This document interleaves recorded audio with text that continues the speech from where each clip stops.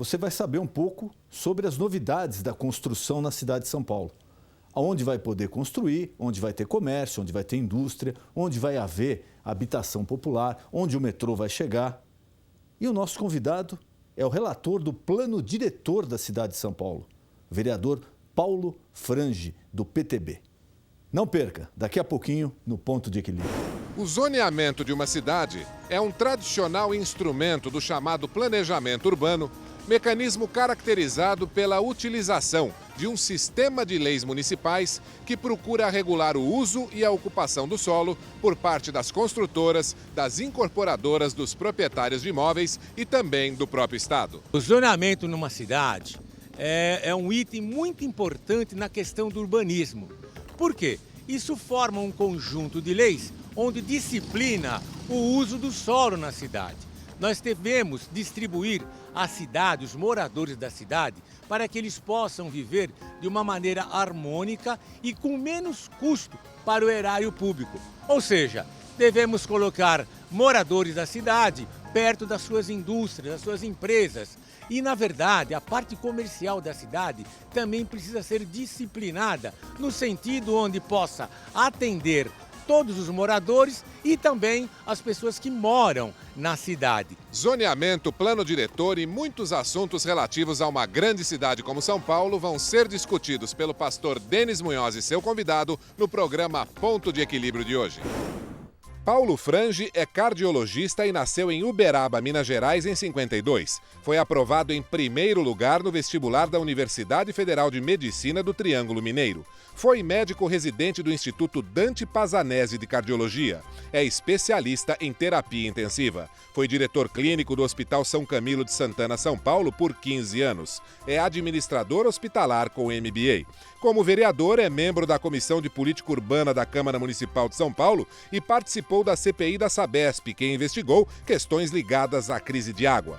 Paulo Frangi é autor da lei que oficializou o programa Hospital Domiciliar e o Home Care Público. Atualmente trabalha na elaboração da lei de zoneamento. Muito boa noite, meu amigo, minha amiga. O nosso encontro de final de noite, programa Ponto de Equilíbrio.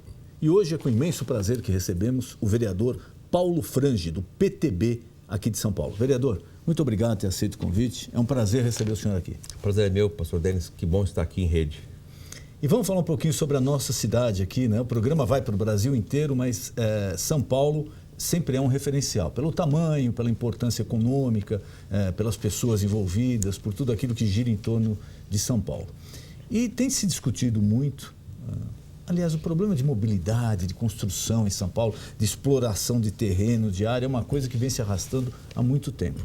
Mas agora parece que temos novidade aí com um novo plano diretor. Queria, por favor, para o senhor explicar para o nosso telespectador primeiro, o que é o plano diretor da cidade? Bom, a Constituição Federal e o Estatuto da Cidade obriga toda cidade com mais de 20 mil habitantes a ter o seu plano diretor e, depois do plano diretor, aprovar uma lei de zoneamento. A lei de zoneamento é o parcelamento e o uso para a ocupação do solo. É uma obrigação, portanto. São Paulo teve o primeiro plano diretor aprovado em 1972, quando era prefeito aqui Figueiredo Ferraz. Depois ele foi revisto em 88 por Jânio Quadros, mas sem participação da sociedade, ele acabou pegando muito pouco. E em 2002 aprovamos o plano diretor estratégico da cidade, já o primeiro desse milênio, com a lei de zoneamento aprovada em 2004. Na verdade, trouxe um avanço naquela época. Nós só não esperávamos que ele ia esgotar tão rápido. Era para ser revisto depois de 10 anos e nós estamos agora cumprindo com esse papel. Aprovamos um plano diretor novo o ano passado e que traça diretrizes para a cidade. O seu ordenamento do solo, como é que a cidade vai se conduzir daqui para frente. Com uma característica. Quer dizer, o que já existe, já existe. Já existe. Não vai ser mudado, não vai ter alteração nenhuma. Então, isso daí serviria para daqui para frente, quem quer construir, quem quer explorar o solo na cidade de São Paulo, vai ter que obedecer esse conjunto de regras. Isso. A partir da aprovação do plano diretor do ano passado, tem regras que são auto-aplicáveis, portanto já estão valendo, e vale daqui para frente. E agora tem a lei de zoneamento, que sou o relator. É exatamente aqui que nós vamos discutir caso a caso, como fica a situação de cada bairro, como é que fica, onde nós vamos colocar as escolas, como ficam os perímetros de áreas de eixos, onde se pode verticalizar, que altura que pode verticalizar, quanto do terreno eu posso usar, quanto fica de permeabilidade do solo, como é que fica a nossa área verde, tudo isso. Mexe com a vida de todas as pessoas. A lei de zoneamento é a que mais toca cada cidadão. Portanto, tudo aquilo que estava realizado pela lei de 2004 está valendo até aprovar a lei de zoneamento atual. Que provavelmente esse ano ainda. Esse ano, até dezembro, se Deus quiser. Por que até dezembro e a gente torce que seja muito por isso? Porque a lei anterior, ela esgotou completamente a capacidade de produzir planejamento na cidade. A lei de zoneamento é um instrumento de organização do solo, de ordenamento urbano, mas muito mais do que isso, é um instrumento importantíssimo de desenvolvimento econômico. Nós precisamos saber exatamente onde vamos colocar as indústrias, para que as indústrias fiquem próximas do trabalhador, para que esse trabalhador tenha proximidade com o seu emprego e a moradia também seja mais próxima do emprego, para que as pessoas tenham menos problema de mobilidade. Esgotou completamente a capacidade de gerar planejamento a lei anterior. Hoje, nós temos uma estatística para contar para vocês.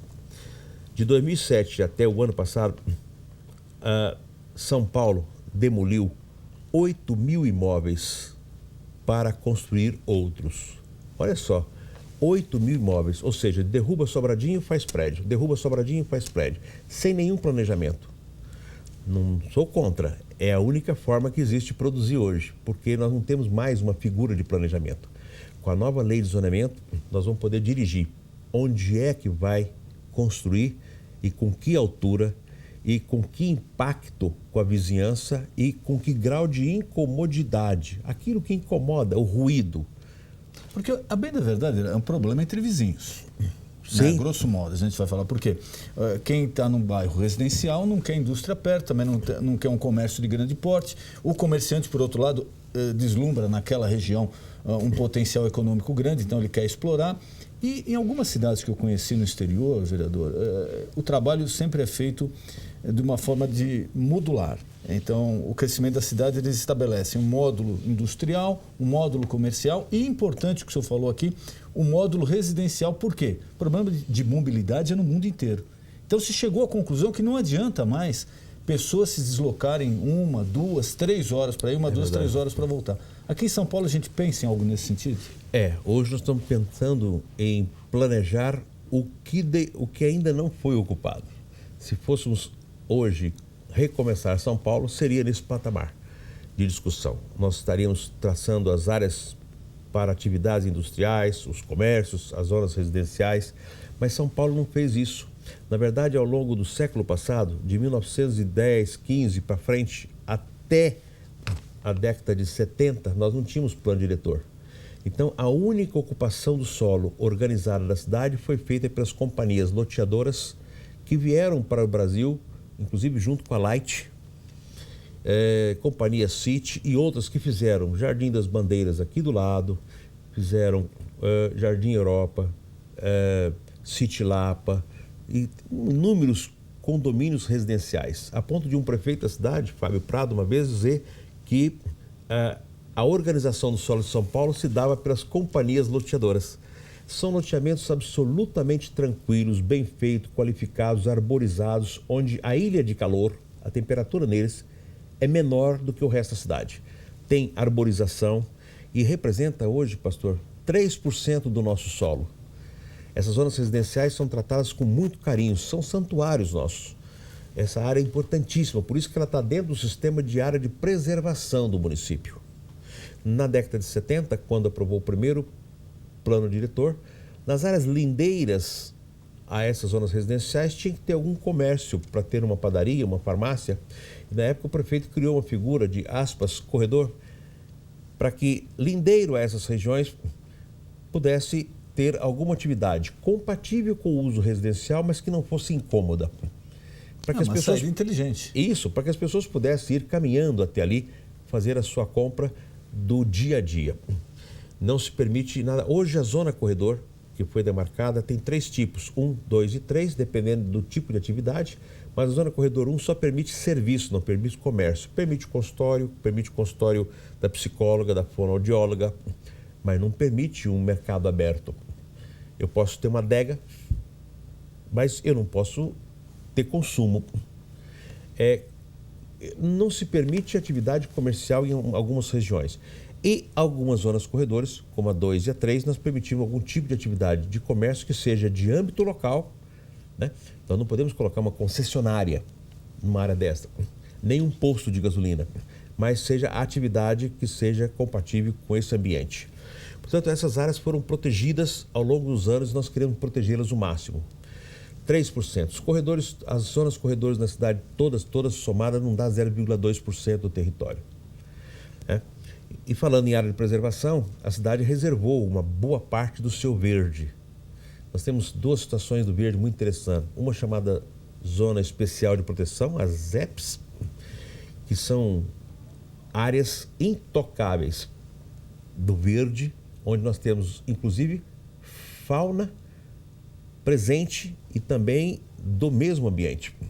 Aonde em São Paulo nós temos por exemplo, essa região? Cantareira. Inclusive, há um tombamento. Na Zona Sul, na região de Marcilac. Parque Estadual, que está lá ao lado da Imigrantes. Ali não pode se fazer nada, está totalmente preservado, tombado. Nada. Parque do Carmo é municipal, mas está tombado. Então, essas áreas são áreas que representam, no total do município, 10% do território. E nós temos mais 18% que foram tombadas como ZEPAM, Zona Especial de Proteção Ambiental. Essas áreas têm características do verde, ainda tem alguns remanescentes de Mata Atlântica, áreas que foram degradadas, mas têm condição de retornar a ser verde, porque a semente que está no solo, ao longo do tempo, ela deixa a dormência e volta a produzir, inclusive a mata local. E nós temos que reservar isso por causa das nossas situações que envolvem não só temperatura, meio ambiente, mas também as nossas nascentes. Nessas áreas chamadas ZEPAM, a grande parte delas tem nascentes. Nós temos um número enorme de nascentes na cidade de São Paulo. A gente que vive aqui, né, na correria, no dia a dia, trânsito, mas não imagina, em São Paulo, nascentes em São Paulo. Né? Tem muito. Essas áreas são conhecidas como ZEPAM. Então, o verde está bem guardado. Nós reservamos esse espaço, são espaços que nós vamos cuidar com muito carinho e temos que fiscalizar para que não haja invasão. Porque, havendo invasão de pessoas e usando indevidamente esses espaços... Essa seria a minha próxima pergunta para o senhor. Essa ocupação do solo, ela tem todo um rigor que a gente tem que observar, mas de repente, quando o rigor se torna assim excessivo, vamos dizer, o que acontece? Próprio na represa ali de Guarapiranga. Isso. Existe uma ocupação lá ilegal, com o esgoto sendo derramado na própria represa, sem nenhum tratamento, sem nada. É verdade. E quando o senhor fala isso, nós já tratamos do maior problema nosso, que é a moradia. Os movimentos de moradia, eles buscam seus espaços. Nós estamos produzindo moradia de forma muito demorada para poder atender uma demanda. Precisamos de moradia para 800 mil famílias. Aqui na cidade de São Paulo? Na cidade de São Paulo. E moradia digna, e não só um barraco, moradia digna. E ao longo das últimas décadas, pastor Denis, nós tínhamos apenas a companhia de habitação do município, o dinheiro do nosso tesouro. Não dá para poder produzir tudo isso. Que era Depois, a Coab, né? Coab. Depois houve uma parceria com o Estado, CDHU, que é forte, produz no interior todo. Quem aí está no interior já viu aí as obras do CDHU. Acontece muito mais aí do que aqui na capital, porque o terreno aí é mais barato e a conta fecha. O valor dá para construir a casa, comprar o terreno e construir a casa. Isso, e aqui em São Paulo não. Mas tem uma parceria com o Estado e o município agora e está produzindo juntos. E aí surgiu o programa federal, que é o Minha Casa Minha Vida, que somado, agora nós temos 3 entes federados trabalhando pela moradia. A chance de produzir agora ficou muito maior. Além do mais, nós passamos a ter recursos para isso, além do dinheiro de tudo isso. Foi criado um fundo chamado Fundurb, onde todas as vezes que alguém está construindo perto de você, aqui em São Paulo, um prédio alto, ele pode construir uma vez o tamanho do terreno, e, portanto, ficaria baixo. Ele podendo construir até aquilo que é permitido na lei naquele local, ele tem que comprar esse espaço virtual, chamado solo criado ou outorga onerosa, do município. Então, só para um exemplo, vamos supor, numa área de... 1.000 metros. 1.000 metros quadrados. Uma Isso. construtora tem uma área de 1.000 metros quadrados. Ela decide levantar lá um prédio. Qual o tamanho do prédio que ela pode erguer? O coeficiente básico da cidade passou a ser 1. Portanto, ele pode construir 1.000 metros. Se naquela área ele tiver numa área mista da cidade de São Paulo, que pode produzir 2 vezes a área do terreno, ele tem que comprar mais 1.000 do município. Aí ele paga um extra. Aí ele paga mais 1.000 para o município. A outorga onerosa aí, por volta de R$1.000, ele vai pagar mais R$1 milhão para poder construir ali, além do terreno que ele já tem. Quando esse dinheiro chega no município, ele só pode ser depositado numa conta única chamada Fundurb. Uma boa ideia. O dinheiro é carimbado, então. Carimbado. No Fundurb, Fundo Municipal de Desenvolvimento Urbano, ele só pode ser gasto pelo fundo em 3 situações: para aplicar o dinheiro em infraestrutura, para mobilidade urbana e praticamente 1/3 para moradia, para habitação de interesse social. Portanto, tem reservado esse dinheiro aqui. As áreas mais nobres de São Paulo, como Faria Lima, Águas Espraiadas, fazem parte de operações urbanas. Aqui paga-se muito mais caro, porque as operações urbanas não pagam só a outorga, paga uma coisa chamada CEPAC, que tem que comprar na Bolsa de Valores, custa muito caro. Uma área dessa custaria, e pode construir 4 vezes, e custaria muito mais do que um. Tem leilão que sai a 8 mil o metro. E esse dinheiro, 25% dele hoje é reservado para habitação de interesse social. Portanto, a fonte de financiamento do município é essa. A do Estado, ele também tem suas fontes, se pode colocar junto, e o governo federal também. Portanto, a gente tem hoje, nós tínhamos um problema com o terreno. Nós resolvemos agora. No plano diretor estratégico e agora na lei de zonamento, no município de São Paulo ficou reservado 13,5% de todo o território para habitação de interesse social. Uma grande parte disso são áreas que já foram ocupadas, são as áreas que têm favelas e que nós nos responsabilizamos como município pela urbanização. Porque dentro do município de São Paulo, como o senhor falou também, não tem muita área ainda que não foi explorada. Muita área que não foi explorada. Então, e essa habitação com interesse social, ela seria hoje onde já existem as favelas, em regiões próximas? Isso. Ou mais afastadas, em periferia? Isso. Quase 80% elas são em áreas de favelas e é requalificado aqueles espaços e é construído para que eles possam ter moradia digna. Na própria favela, quer dizer, a pessoa não sai do local onde ela mora. Continua morando, só que agora mora de uma forma qualificada. Esses predinhos, geralmente eles têm 5 andares e é muito qualificado, inclusive hoje se obriga a ter nesses ambientes creches e unidades de saúde para que a gente possa dar continuidade dentro do conceito de moradia digna, não é só da casa, nós precisamos dar tudo que tem em volta, inclusive o transporte. Mas nós temos aqui terrenos vazios nos bairros mais distantes. Esses terrenos mais vazios, eles foram gravados, portanto não pode ter outra atividade senão a atividade de construir habitação de interesse social. Não interessa se ele é particular e de quem é. Esse terreno levou o nome de ZEIS 2. O município adquire esse terreno do proprietário e repassa para uma empresa para que faça habitação popular.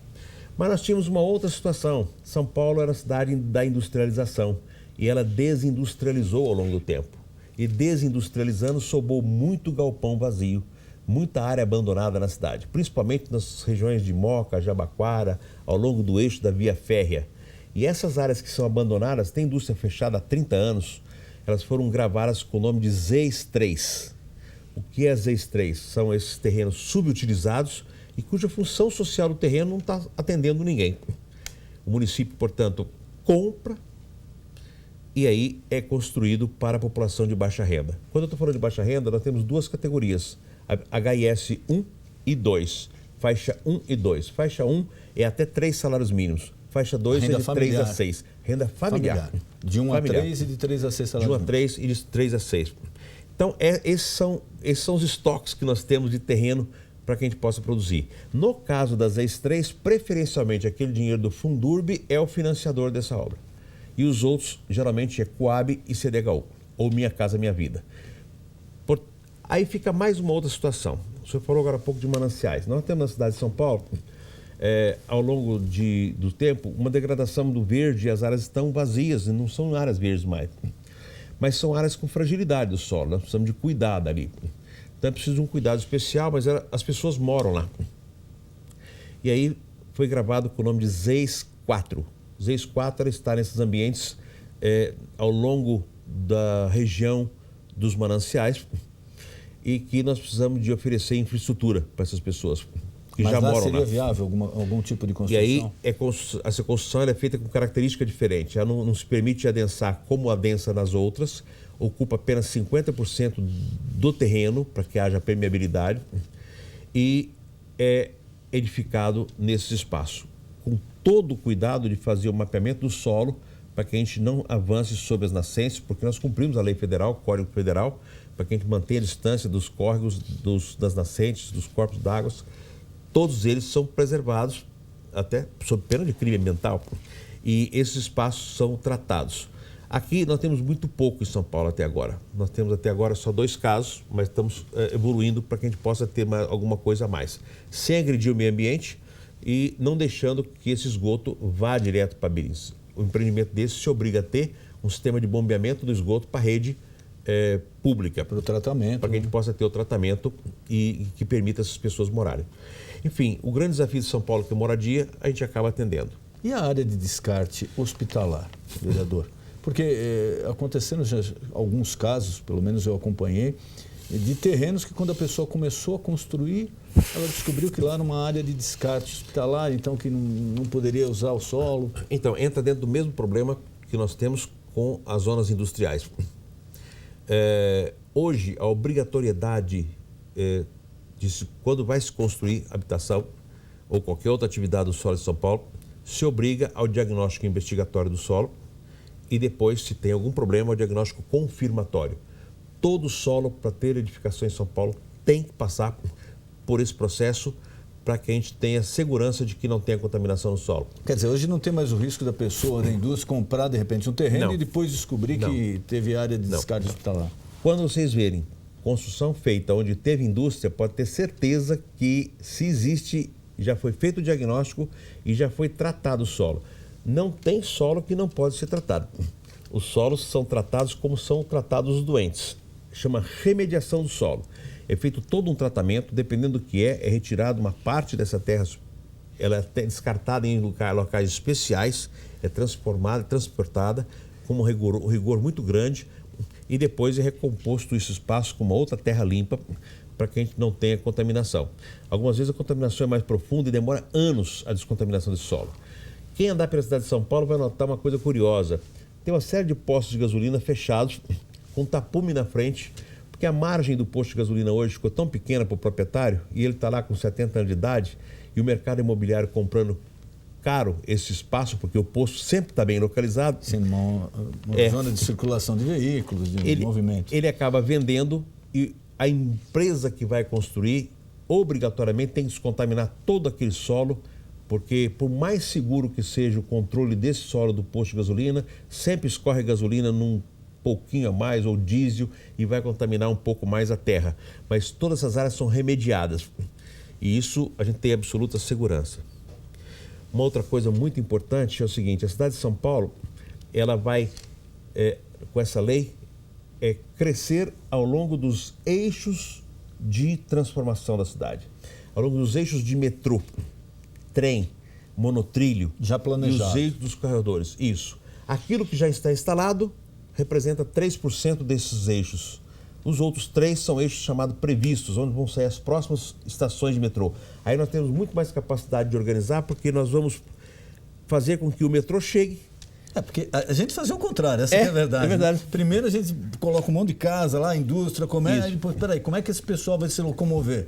Não, então precisa chegar o metrô. Aí que ia se planejar para o metrô ir até lá. Primeiro nós vamos colocar o metrô, primeiro chega o transporte, depois chegam as pessoas. O que o senhor está falando, o exemplo mais gritante, triste da América Latina está em São Paulo, na cidade de Tiradentes. Na época do BNH, na época da ditadura, os ditadores tinham que achar um mecanismo de ser um pouco mais doce com a população. E eles foram orientados a resolver um dos sonhos do brasileiro, que era a casa própria. E aí, esse sistema BNH acabou levando para um lugar onde tinha terreno bem baratinho, bem longe da cidade, porque a impressão que a gente tem que pobre tem que morar muito longe. Nós já temos uma visão diferente, o pobre tem que morar bem perto aqui do centro, nós temos toda a infraestrutura, e o centro vazio. Centro vazio. O centro à noite... A cidade de São Paulo, no centro, hoje, ela é vazia, né? Na verdade, é uma densidade construtiva oca.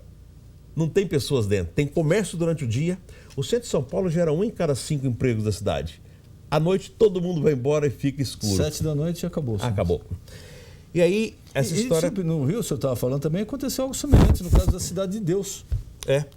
Inclusive foi objeto de filmes agora, etc. Também na época o governo militar ali, ele resolveu, bom, tem um terreno barato lá longe, não sei o quê, coloca lá, mas sem infraestrutura nenhuma, sem acompanhamento, sem nada. E quando você vai avaliar essa população do centro hoje, que é moradora, é uma população muito envelhecida, o jovem não está vindo. Agora, boa parte daqueles prédios que foram abandonados, prédio que foi do INSS, que foi do Ministério do Trabalho, que foi de algum órgão público, eles foram gravados também. E agora vão servir à habitação de interesse social. Portanto, vindo o jovem mais para o centro, ele vai poder trabalhar perto do local onde ele está ou bem próximo de todos os pontos de metrô que passam pelo centro. Sem contar que lá tem transporte, tem hospital, tem comércio, tem tudo que ele precisa. O senhor falou de mobilidade, um assunto muito interessante, estou falando de metrô. No mapa de São Paulo, ficou reservado em volta das estações de metrô que existem e as futuras, perímetros bastante amplos, onde nós vamos incentivar a produção de edifícios-garagem. Por incentivar, que eu digo, é deixar de cobrar 75% dessa tal outorga onerosa para que essa garagem custe barato e ocupa pouco espaço. Por quê? Porque as pessoas que vêm de Poá, vêm de outros lugares, de Guarulhos ou de Cidade Tiradentes, vai poder deixar o seu carro no metrô ao lado, e lá, num custo aqui muito dentro menor, de São Paulo se colocou e vem pelo metrô. Isso vai melhorar muito. Essas 35 garagens, a gente imagina que deva conter aproximadamente 100 mil veículos que deixariam de entrar na cidade de São Paulo. Nós estamos acreditando muito nisso, porque daqui a pouco o Rodoanel Norte vai estar pronto e o Rodoanel Norte interligado e pronto, os caminhões saem das marginais. Saindo das marginais, os caminhões ficando bem longe da gente, vai sobrar espaço para que a gente possa circular com mais qualidade na cidade de São Paulo, com menos risco. E o metrô tem que andar um pouco mais rápido. A hora agora é de investir na velocidade do metrô. Nós estamos produzindo metrô numa velocidade muito baixa. Nós temos que aumentar a velocidade da produção do metrô. Imagine que em 1890, em Paris, desenharam a possibilidade de fazer o metrô. 10 anos depois, eles já tinham 3 estações prontas.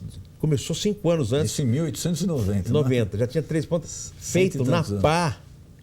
E hoje, Paris tem mais de 400 quilômetros de metrô, ninguém precisa andar de carro na cidade.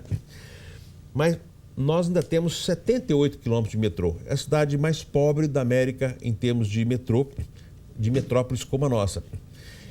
Mas tem o projeto de expansão, está indo muito bem. Nós precisamos só de aumentar a velocidade. Para isso, nós precisamos de ter recurso federal, tem que ter recurso estadual e o município tem colocado a parte dele. Eu defendo, inclusive, que o município deveria não colocar a parte dele dentro desse pacote todo de dinheiro, mas nós deveríamos fazer as estações intermediárias. Aquelas que o município sabe que precisa também. Porque conhece bem a cidade. Porque conhece bem a cidade. Esse é um papel nosso. A cidade de São Paulo tem estruturas muito interessantes que foram demarcadas na lei como zona de ocupação especial. Quem olhar no mapa de São Paulo agora vai ver umas mansas badges, tudo.